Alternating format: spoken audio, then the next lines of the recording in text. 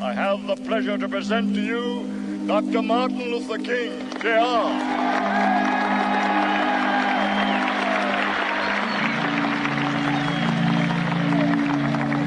I am happy to join with you today in what will go down in history as the greatest demonstration for freedom in the history of our nation.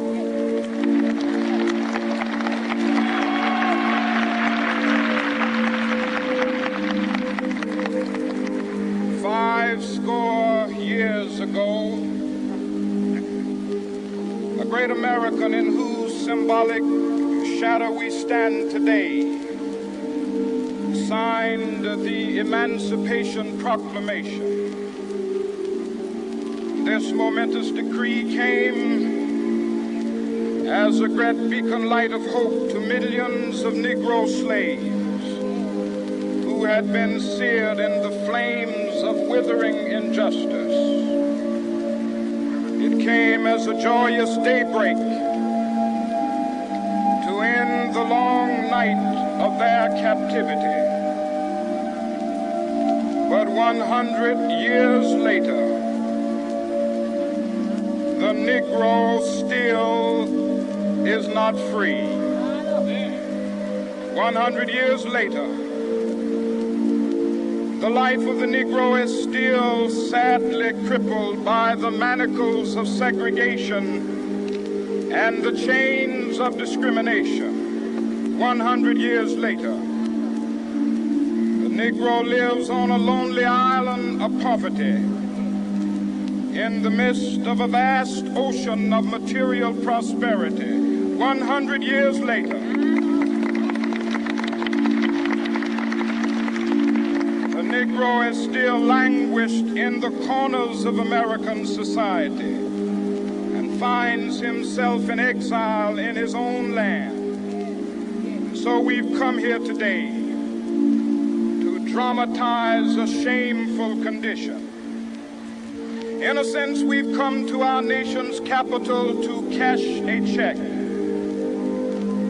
When the architects of our republic wrote the magnificent words of the Constitution and the Declaration of Independence, they were signing a promissory note to which every American was to fall heir. This note was a promise that all men, yes, black men as well as white men, would be guaranteed the unalienable rights of life, liberty, and the pursuit of happiness. It is obvious today that America has defaulted on this promissory note insofar as her citizens of color are concerned. Instead of honoring this sacred obligation, America has given the Negro people a bad check, a check which has come back marked insufficient funds.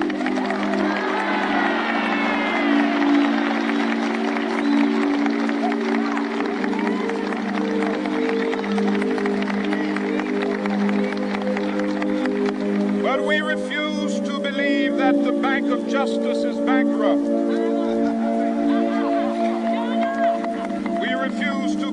There are insufficient funds in the great vaults of opportunity of this nation. So we've come to cash this check, a check that will give us upon demand the riches of freedom and the security of justice.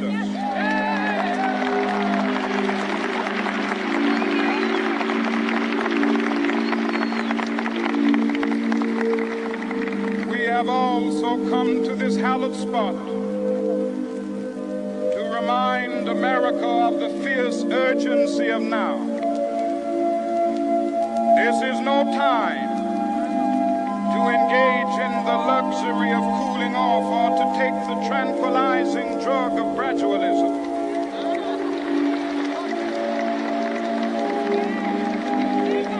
Now is the time to make real the promises of democracy.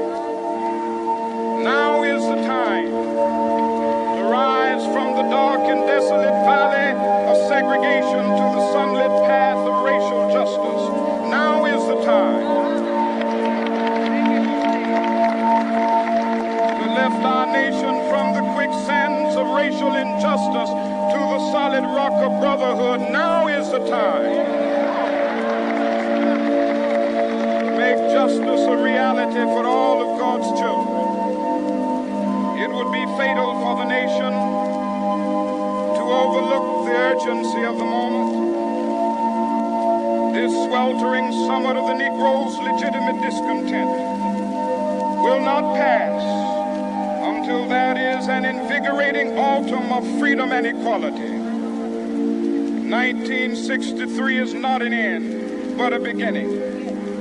Those who hope that the Negro needed to blow off steam and will now be content will have a rude awakening if the nation returns to business as usual.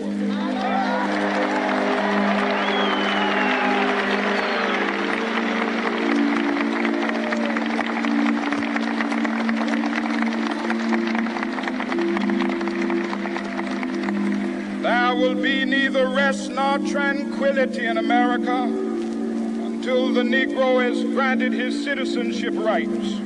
The whirlwinds of revolt will continue to shake the foundations of our nation until the bright day of justice emerges.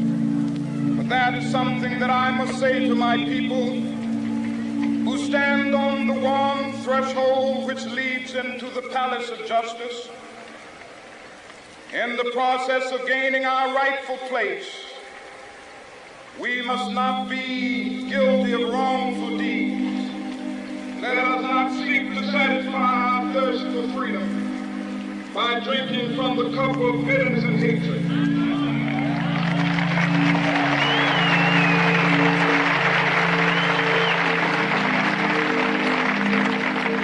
We must fail to conduct our struggle on the high plane of dignity and discipline. We must not allow our creative protests to degenerate into physical violence. Again and again, we must rise to the majestic heights of meeting physical force with soul force. The marvelous new militancy which has engulfed the Negro community must not lead us to a distrust of all white people. For many of our white brothers, as evidenced by their presence here today, have come to realize that their destiny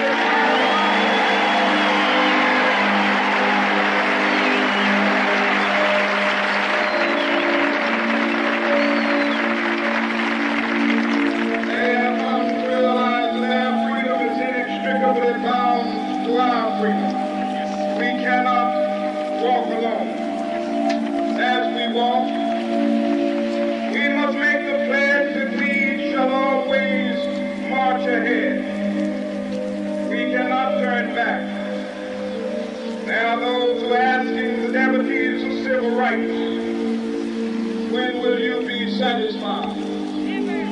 We can never be satisfied as long as the Negro is a victim of the unspeakable horrors of police brutality.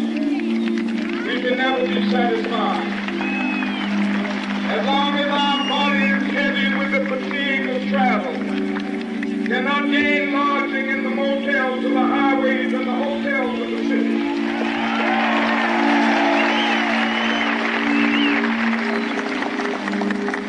We cannot be satisfied as long as a Negro in Mississippi cannot vote and a Negro in New York believes he has nothing for which to vote.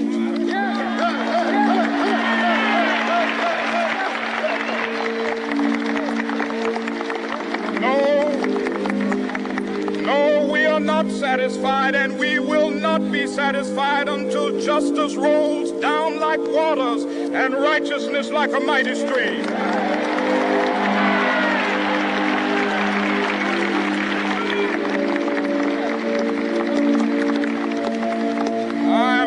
Unmindful that some of you have come here out of great trials and tribulations. Some of you have come fresh from narrow jail cells.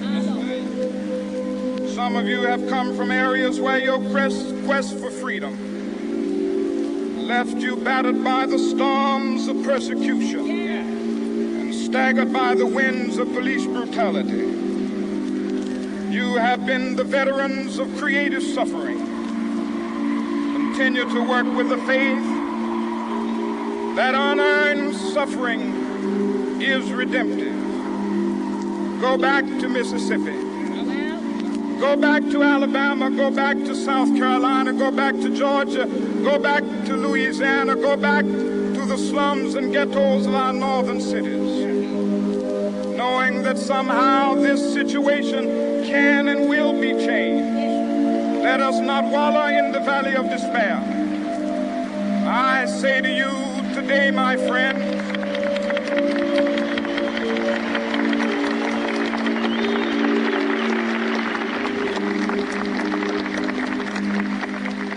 so even though we face the difficulties of today and tomorrow, I still have a dream. It is a dream deeply rooted in the American dream. I have a dream that one day this nation will rise up, live out the true meaning of its creed. We hold these truths to be self-evident, that all men are created equal.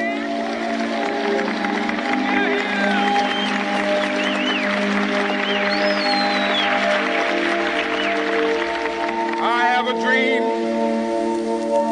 that one day on the red hills of Georgia, sons of former slaves and the sons of former slave owners will be able to sit down together at the table of brotherhood. I have a dream that one day even the state of Mississippi, a state sweltering with the heat of injustice, sweltering with the heat of oppression, be transformed into an oasis of freedom and justice. I have a dream that my 4 little children will one day live in a nation where they will not be judged by the color of their skin, but by the content of their character. I have a dream today.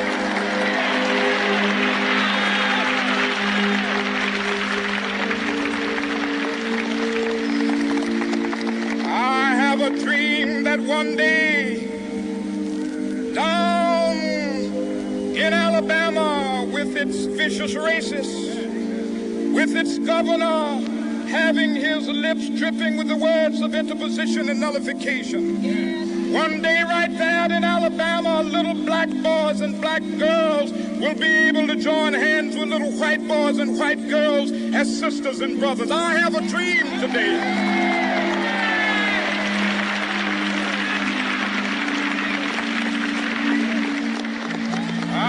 A dream that one day every valley shall be exalted, and every hill and mountain shall be made low, the rough places will be made plain, and the crooked places will be made straight, and the glory of the Lord shall be revealed, and all flesh shall see it together. This is our hope. This is a faith that I go back to the South with. With this faith, we will be able to hew out of the mountain of despair a stone of hope.